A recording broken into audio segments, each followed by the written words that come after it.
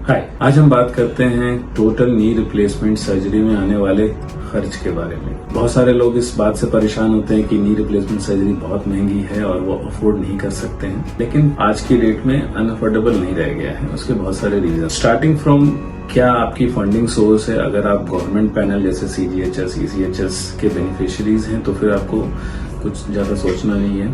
अगर आपने इंश्योरेंस करवा रखा है तो अगेन आपकी काफी मदद हो सकता है 100% पैसे आपके इंश्योरेंस से आ जाएं। लेकिन प्रॉब्लम तब आती है जब आपकी उम्र 65 से जनरली ऊपर हो चुकी है। फॉर नी आर्थराइटिस आप सर्जरी की जरूरत है और आपने इंश्योरेंस नहीं करवाया या फिर आप नहीं करवा पा रहे। वैसे केसेस में आपको जनरली अपने पॉकेट से पैसे देने पड़ेंगे। एक एग्जांपल अगर हम लें, एक घुटने की सर्जरी अगर हम करवा रहे हैं तो उसमें दो फैक्टर्स हैं। एक तो इम्प्लांट फैक्टर्स हैं कि कौन सा इम्प्लांट आप यूज करवाओगे, वो उसका कॉस्ट होगा। दूसरा हॉस्पिटल के चार्जेस होते हैं। अच्छी बात अगेन ये है कि गवर्नमेंट ने इम्प्लांट फैक्टर्स जो हैं उसको कांस्टेंट कर दिया है, यानी कि इम्प्लांट जो यूज होने वाला है वो डिपेंडिंग ऑन कौन से मटेरियल का है उसका प्राइस फिक्स हो गया है।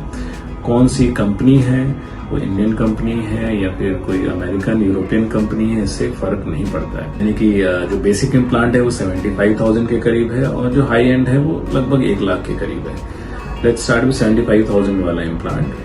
उसमें हमें ऐड करना होता है जो ड्रग्स एंड कंज्यूमेबल्स जो सर्जरी के दौरान या आप हॉस्पिटल में जब एडमिटेड हैं, स्टे कर रहे हो 2-3 दिन, उस दौरान जो यूज होता है, दवाइयाँ, इंजेक्शन जो होते हैं उनका खर्चा, जो लगभग 20-25 हजार रुपए के लगभग आएगा। रेस्ट ऑफ द अमाउंट वो डिपेंड करता है हॉस्पिटल किस टाइप का है, यानी रूम रेंट कितना होगा हॉस्पिटल का, जिस रूम में आप रुक रहे हो। आप डबल रूम में रुकते हो, शेयरिंग रूम में, सिंगल रूम में रुक रहे हो।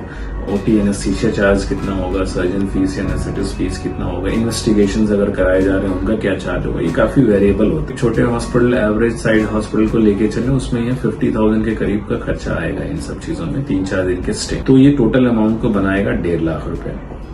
यही किसी बड़े हॉस्पिटल में जाएंगे हम, बिग कॉर्पोरेट हॉस्पिटल में, तो ये खर्चा जो हॉस्पिटल वाला है वो 1 लाख 1.5 लाख और हो सकता है, यानी कि 2-2.5 लाख तक का भी खर्चा हो सकता है for single knee joint replacement. जो खर्च मैंने आपको अभी बताया, ये पूरे वर्ल्ड में वन ऑफ द चीपेस्ट है।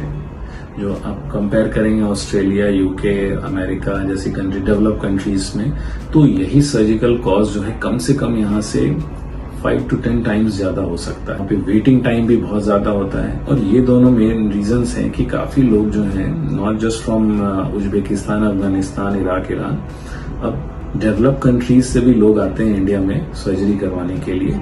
वन फॉर कॉस्ट फैक्टर, दूसरा quality is as good as any develop country का surgery quality, and third easy accessibility. आप अगर आज एडमिट होते हैं, आप कल सर्जरी करवा सकते हैं या विद इन 1 वीक जनरली आप सारे टेस्ट करा के ऑपरेट करवा सकते हैं। Money is not a constraint, not any more.